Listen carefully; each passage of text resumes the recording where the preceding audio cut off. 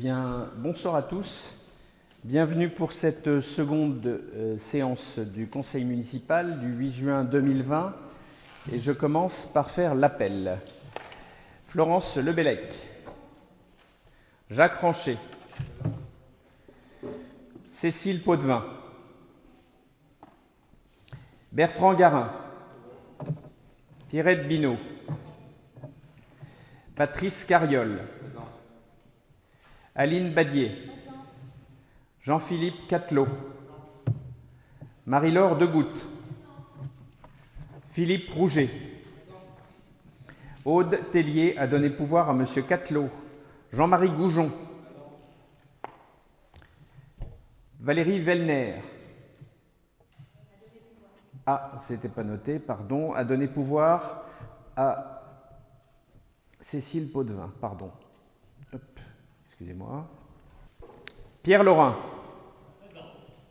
Bénédicte Courtine, Romain Pastureau, Brigitte Tavernier a donné pouvoir à Madame Badier, Yannick Le Gollec, Brigitte Pétel, Ange Michaud, Pauline Cariole, René Martinez a donné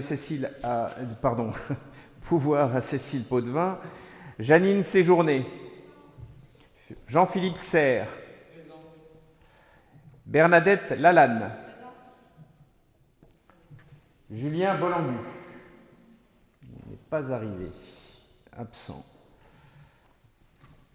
Jacques Demeur, Madame Dian, absente. Je vous remercie. Je nomme comme secrétaire de séance Jean-Philippe Catelot. Et n'ayant aucune information à rajouter, je passe directement à l'ordre du jour du Conseil municipal de ce jour, à savoir délibération numéro 1.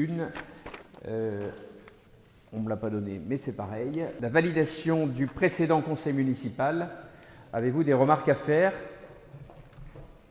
Aucune remarque. Je vous propose donc que nous passions au vote. Qui vote contre? Qui s'abstient? Je vous remercie à l'unanimité. Nous passons à la délibération numéro 2 portant sur les délégations du Conseil municipal à Monsieur le maire. Au regard des dispositions de l'article L. 2122-22 du Code général des collectivités territoriales et pour le bon fonctionnement de l'administration municipale, le Conseil municipal a la possibilité d'accorder, pour la durée du présent mandat, à Monsieur le maire un certain nombre de délégations limitativement énumérées dans cet article. Les décisions prises par le maire dans le cadre de ces délégations sont assimilées à des délibérations dans leur valeur juridique. L'article 21-22-23 de ce même code prévoit que le maire doit rendre compte de ces décisions prises au titre de ces délégations à chacune des séances obligatoires du Conseil municipal. Il vous est donc proposé de confier à Monsieur le maire les délégations suivantes.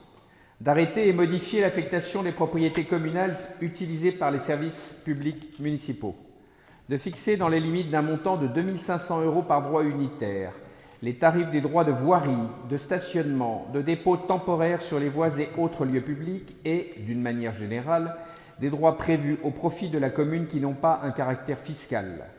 De procéder, dans les limites d'un montant de 500 000 € par an, à la réalisation des emprunts destinés au financement des investissements prévus par le budget et aux opérations financières utiles à la gestion des emprunts, y compris les opérations de couverture des risques de taux et de change, ainsi que de prendre les décisions mentionnées au 3 de l'article L. 1618-2 et à l'article L. 2221-5.1, le petit a, sous réserve des dispositions du C de ce même article et de passer à cet effet les actes nécessaires. De prendre toute décision concernant la préparation, la passation, l'exécution et le règlement des marchés et des accords cadres, ainsi que toute décision concernant leurs avenants lorsque les crédits sont inscrits au budget. De décider de la conclusion et de la révision du louage de choses pour une durée n'excédant pas 12 ans, de passer les contrats d'assurance ainsi que d'accepter les indemnités de sinistre y afférentes, de créer les régies comptables nécessaires au fonctionnement des services municipaux, de prononcer la délivrance et la reprise des concessions dans les cimetières, d'accepter les dons et legs qui ne sont grévés ni de conditions ni de charges, de décider l'aliénation de gré à gré de biens immobiliers jusqu'à 10 000 euros, de fixer les rémunérations et de régler les frais et honoraires des avocats, des notaires, avoués, huissiers de justice et experts, de fixer dans les limites de l'estimation des services fiscaux, les domaines, le montant des offres de la commune à notifier aux expropriés et de répondre à leurs demandes, de décider de la création de classes dans les établissements d'enseignement, de fixer les reprises d'alignement en application d'un document d'urbanisme, d'exercer au nom de la commune les droits de préemption définis par le Code de l'urbanisme, que la commune en soit titulaire ou délégataire, de déléguer l'exercice de ces droits à l'occasion de l'aliénation d'un bien selon les dispositions prévues à l'article L. 211.2 ou au premier alinéa de l'article 213.3 de ce même code, dans les conditions que fixe le conseil municipal pour les opérations d'un montant inférieur à 500 000 euros. D'intenter au nom de la commune les actions en justice ou de défendre la commune dans les actions intentées contre elle. Cette délégation est consentie tant en demande qu'en défense et devant toutes les juridictions. De régler les conséquences dommageables des accidents dans lesquels sont impliqués des véhicules municipaux dans la limite de 10 000 euros, de donner en application de l'article L. 324.1 du Code de l'urbanisme l'avis de la commune préalablement aux opérations menées par un établissement public foncier local, de signer la convention prévue par le 4e alinéa de l'article L. 311.4 du Code de l'urbanisme précisant les conditions dans lesquelles un constructeur participe au coût d'équipement d'une zone d'aménagement concertée, et de signer la convention prévue par le 3e alinéa de l'article L. 332.11.2 du même code précisant les conditions dans lesquelles un propriétaire peut verser la participation pour voirie et réseau.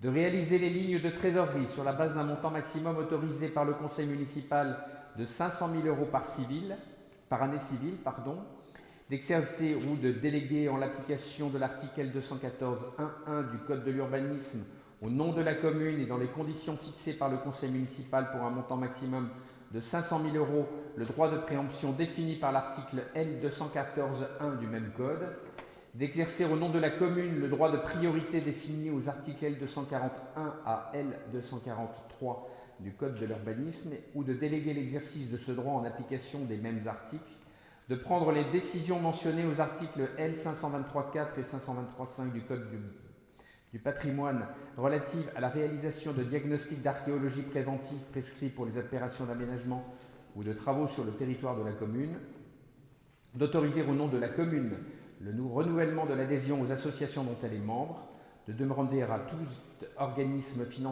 financeur dans les domaines ci-après l'attribution de subventions, travaux, voiries, bâtiments, culture, festivités, scolaires, jeunesse, sport, de procéder au dépôt des demandes d'autorisation d'urbanisme relatives à la démolition, à la transformation ou à l'édification des biens municipaux, d'exercer au nom de la commune le droit prévu à l'article 10 de la loi 75-13-51 du 31 décembre 1975 relative à la protection des occupants de locaux à usage d'habitation.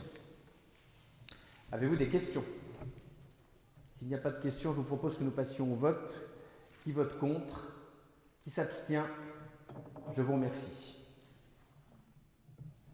Nous passons à la délibération numéro 3, portant sur la création et la constitution des commissions municipales.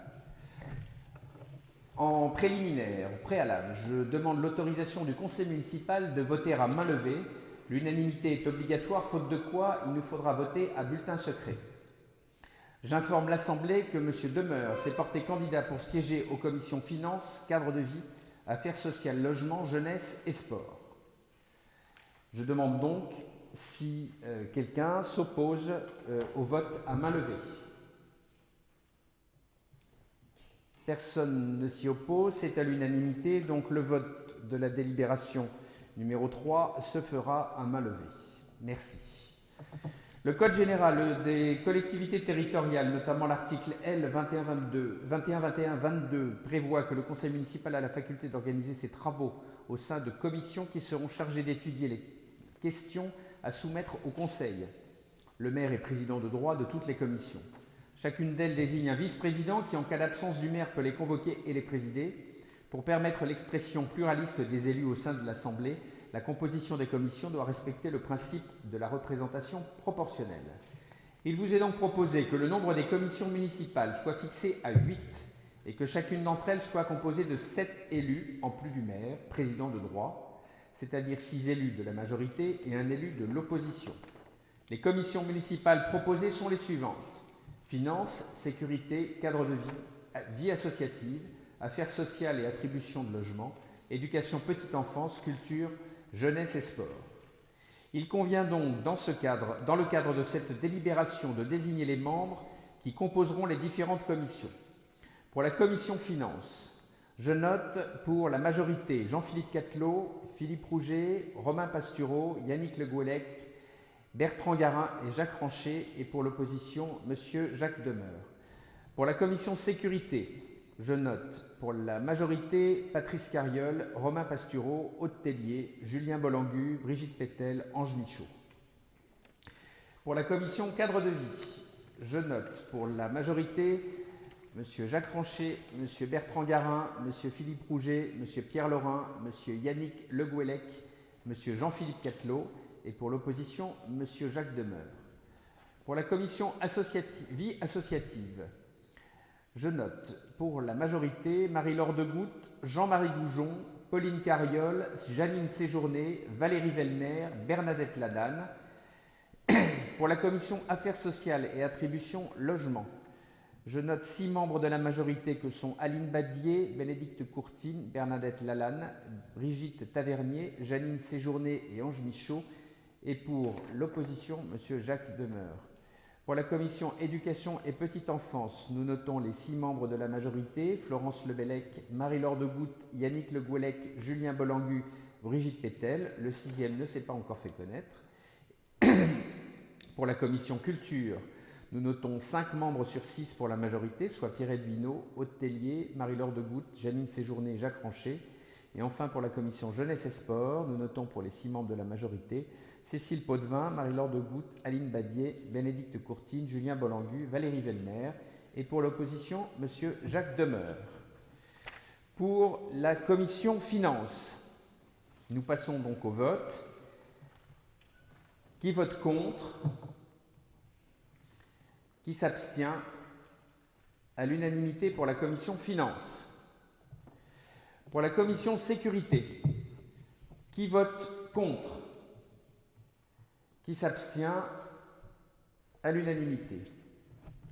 Pour la commission cadre de vie, qui vote contre? Qui s'abstient? Pour à l'unanimité. Commission vie associative, qui vote contre? Qui s'abstient? Pour à l'unanimité. Commission affaires sociales, attribution des logements, qui vote contre? Qui s'abstient? Vote pour à l'unanimité. Commission éducation petite enfance, qui vote contre? Qui s'abstient? Vote pour à l'unanimité. Commission culture, qui vote contre? Qui s'abstient? Vote à l'unanimité. Et enfin, commission jeunesse et sport, qui vote contre? Qui s'abstient?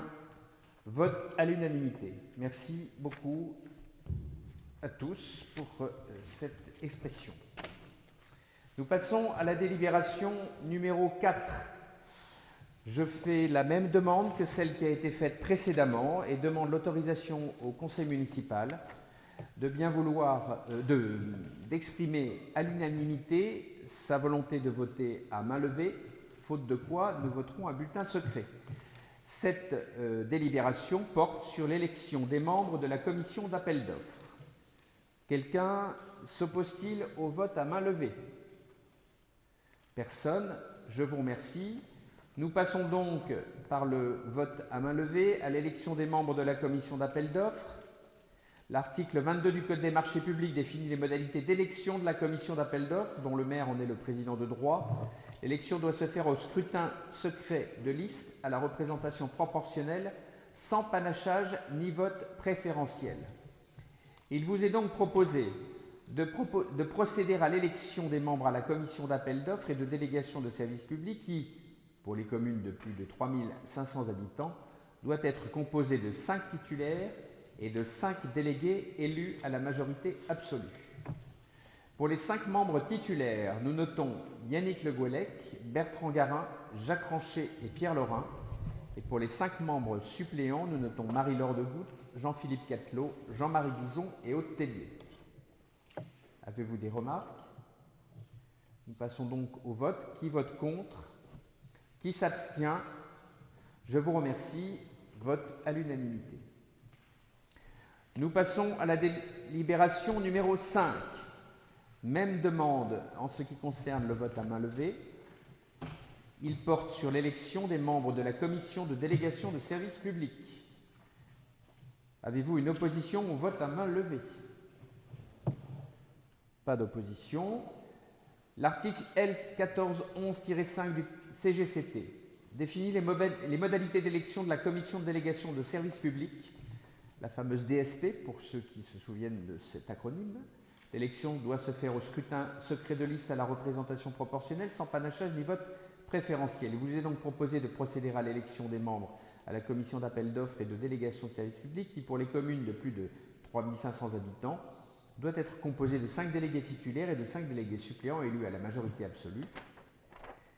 Pour les 5 membres titulaires sont proposés Yannick Le Gouellec, Bertrand Garin, Jacques Ranchet et Pierre Laurin. Et pour les 5 membres suppléants, Marie-Laure de Goutte, Jean-Philippe Catelot, Jean-Marie Goujon, Aude Tellier. Avez-vous des remarques? Nous passons donc au vote. Qui vote contre? Qui s'abstient?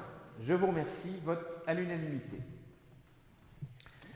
Nous passons à la délibération suivante, portant sur l'élection de délégués au sein du syndicat intercommunal pour l'enfance et la jeunesse, le fameux CIPEJ. Là, pour le coup, le vote doit être à bulletin secret, c'est obligatoire. Vous devez donc vous déplacer un par un pour voter. Le CIPEJ, composé des communes d'Étiolles, Morsan-sur-Seine, Saint-Germain-les-Corbeilles, Saint-Pierre-du-Perret, Saint-Prix-sur-Seine, Tigerie, Le Coudray-Monceau, a été vu constitué le 6 mai 2010 par arrêté préfectoral afin de poursuivre les missions de l'ancien CIVU, le syndicat intercommunal à vocation unique, contrat enfance et temps libre, à savoir le développement de l'offre de services à la population en matière d'enfance et de petite enfance. Les compétences du CIPEJ sont les suivantes. Administration des contrats enfance et jeunesse signés par la CAF, la Caisse d'allocation familiale. Gestion d'actions intercommunales. Réalisation et gestion de structures petite enfance et enfance, communales et intercommunales. Conformément au statut du syndicat, il vous est proposé d'élire 3 délégués titulaires et un délégué suppléant pour participer au conseil syndical du CIPEJ qui, selon l'article L.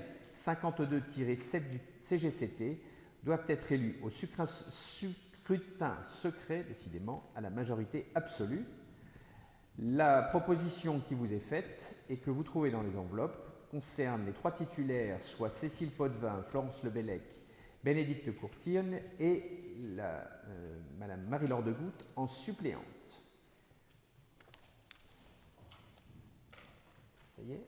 Eh bien, écoutez, un par un, vous allez... Jean-Philippe Serre, tu viens voter, s'il te plaît.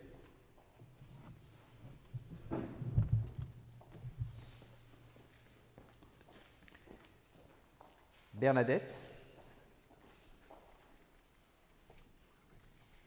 Il est où?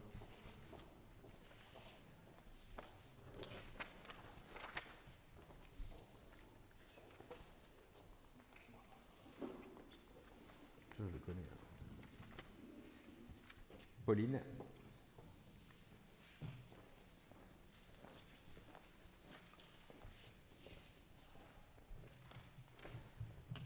Philippe.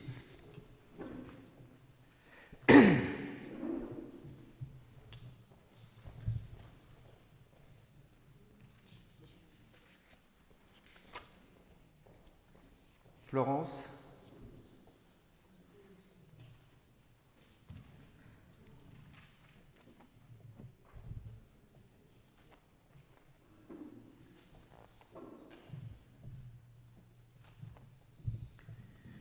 Brigitte?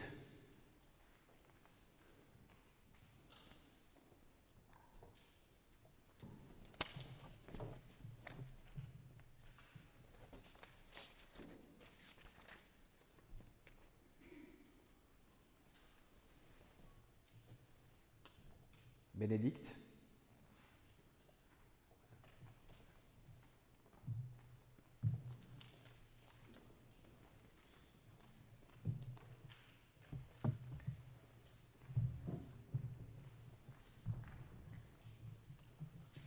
Cécile? Oui?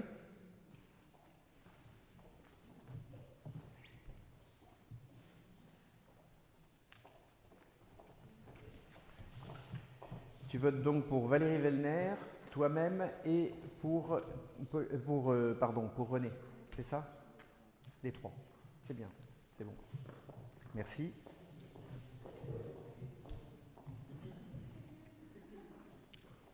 Ange?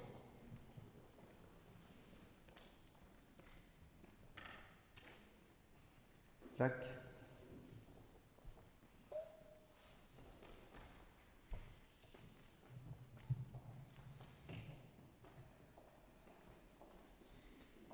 Bertrand?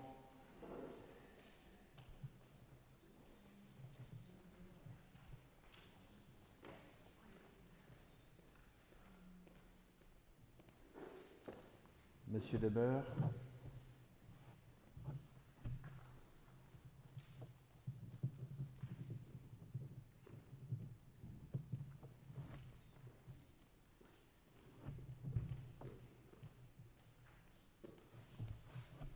Pierre?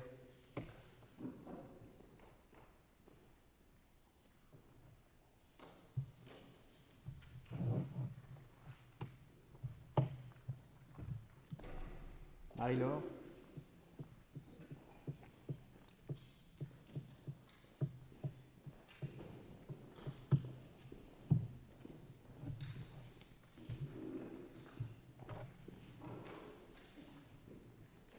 Romain?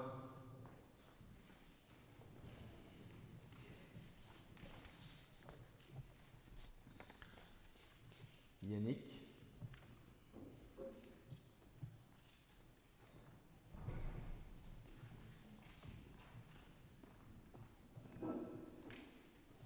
Jean-Philippe?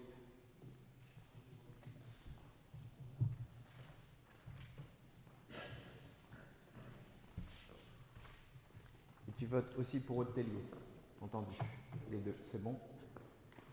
Jean-Marie?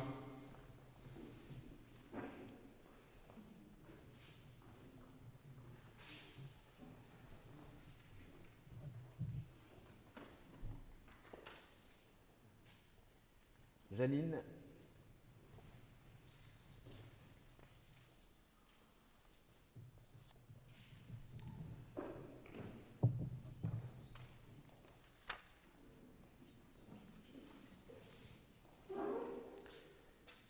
Pierrette?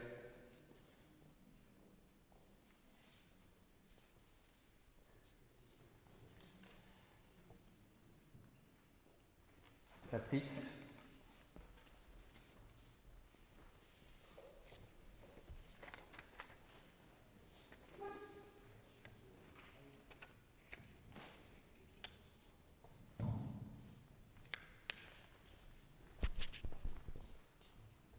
Aline?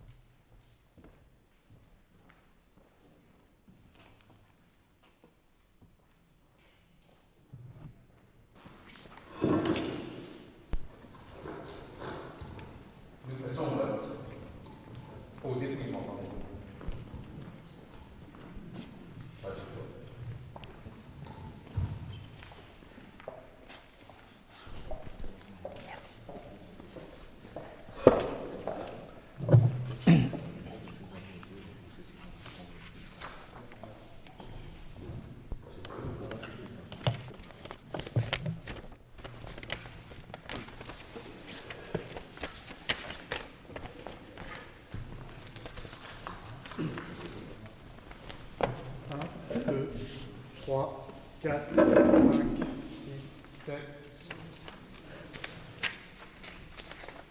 8, 9, 10, 11, 12, 13, 14, 15, 16, 17, 18, 19, 20. 1, 2, 3, 4, 5, 6, 7.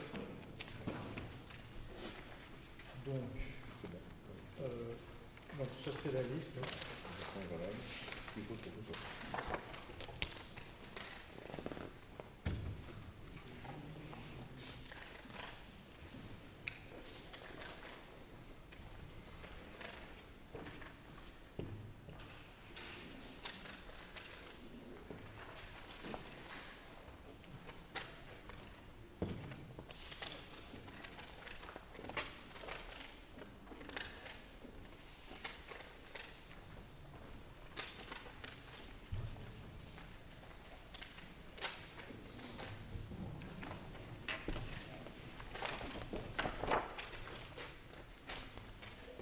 C'est bon. Donc à l'unanimité, la liste. 27. Merci. Donc vote à l'unanimité pour la liste que je vous ai présentée lors de la lecture de la délibération. Nous passons à la délibération suivante, numéro 7, portant sur l'élection de délégués au sein du syndicat intercommunal à vocation multiple, appelé SIVOM. Les modalités de vote sont identiques à la délibération précédente. Donc, vote à bulletin secret. Le SIVOM, créé en 1984, compte aujourd'hui 7 communes. Saint-Germain-les-Corbeilles, Étiolles, Morsan-sur-Seine, Saint-Pierre-du-Perret, Tigerie et Soisy-sur-Seine. Son comité syndical est composé de 14 élus, membres titulaires et autant de membres suppléants. Il gère les compétences suivantes. Le COSEC, gestion des demandes associatives, planning d'utilisation, entretien du personnel territorial SIVOM, gardien, agent technique, qui y est affecté. Collège La Tuilerie, cette structure est toujours propriété du SIVOM, le transfert est en cours de procédure. Médiation, ce service tente de régler les différents litiges de conflits, voisinage entre usagers et une administration ou une entreprise. Archives communales, les communes membres ont la possibilité de faire trier leurs archives selon la réglementation en vigueur par la société traitante avec le SIVOM.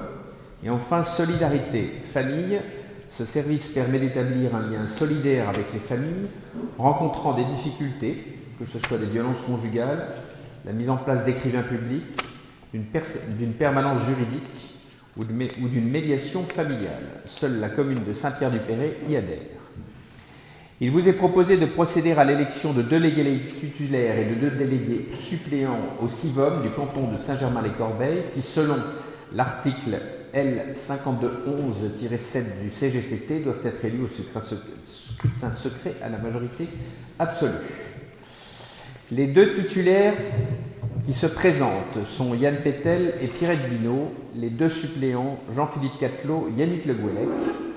Je vous propose que nous passions au vote. Jean-Philippe Serre.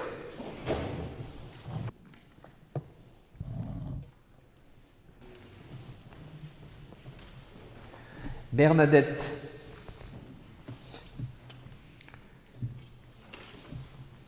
Pauline.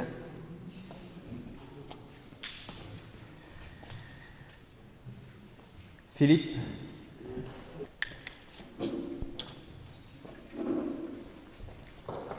Florence.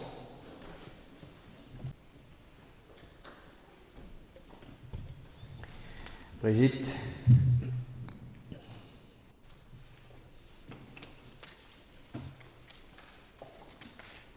Bénédicte.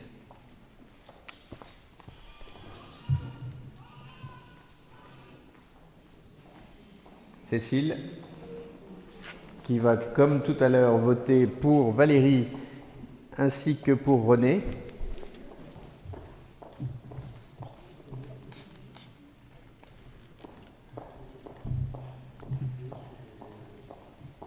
Ange.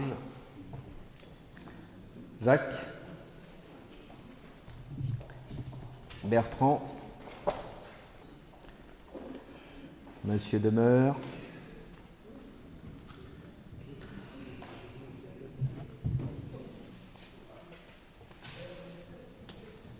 Pierre. Marie-Laure.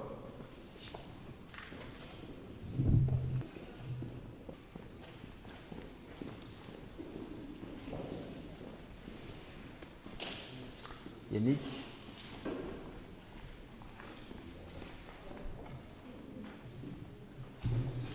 Jean-Philippe, qui comme précédemment va voter aussi pour Hôtelier.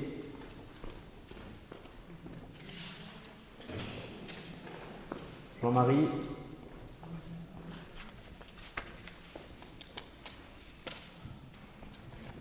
Janine.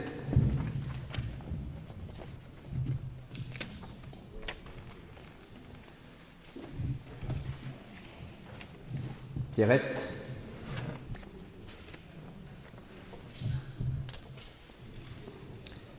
Patrice. Aline.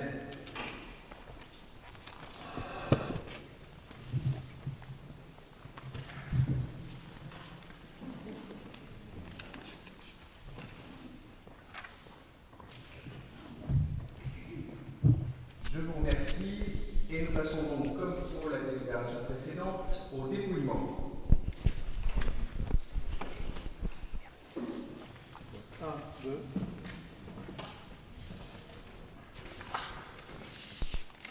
3, 4, 5, 6, 7, 8, 9, 10. 1, 2, 3. 4, 5, 6, 7, 8, 9, 10.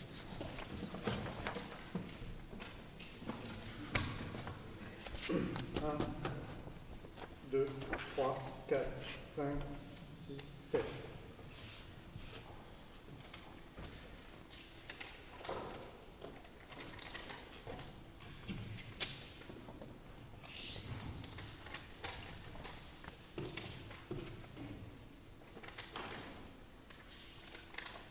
Déjà 7.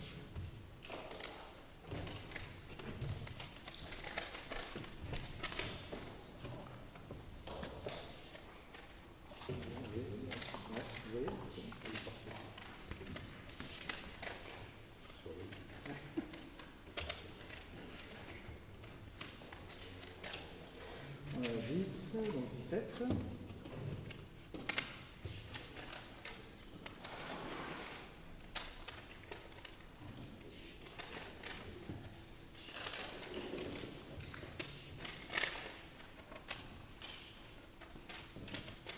« 27 pour la liste.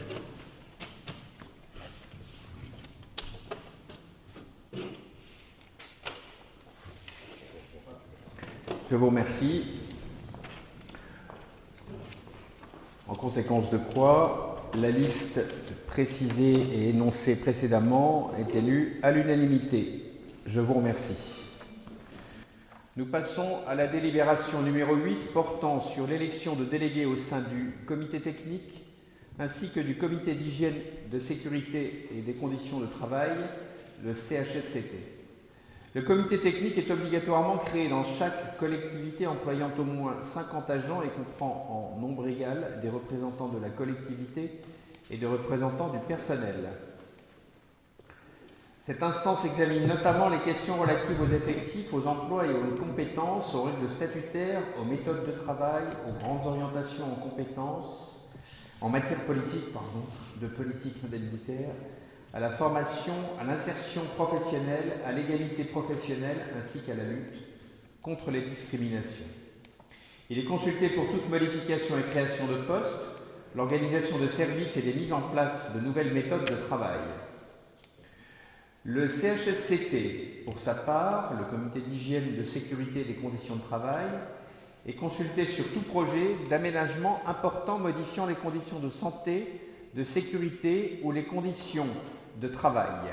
Il participe également à l'analyse et à la prévention des risques professionnels par le biais notamment de la visite régulière des sites relevant de sa compétence et d'enquêtes menées en matière d'accidents de travail, de services et de maladies professionnelles. Les élus siégeant au sein de ces comités sont renouvelés après chaque élection du conseil municipal. Il vous est proposé de désigner 3 délégués titulaires ainsi que 3 délégués suppléants au sein de ces 2 comités. Au préalable, j'avais omis de vous préciser que pour cette fois-ci, l'autorisation vous est demandée à tous membres du conseil municipal si vous acceptez de voter à main levée, l'unanimité étant obligatoire. Êtes-vous d'accord? Pour? À l'unanimité, je vous remercie. Et le comité technique se constitue de 3 titulaires que sont Philippe Rouget, Marie-Laure Decout et Jean-Philippe Catelot, et de 3 suppléants que sont Aline Badier, Florence Lebellec et Brigitte Pétel. Quant au CHSCT, les 3 titulaires ainsi que les 3 suppléants sont les mêmes. Je vous propose que nous passions au vote. Qui vote contre?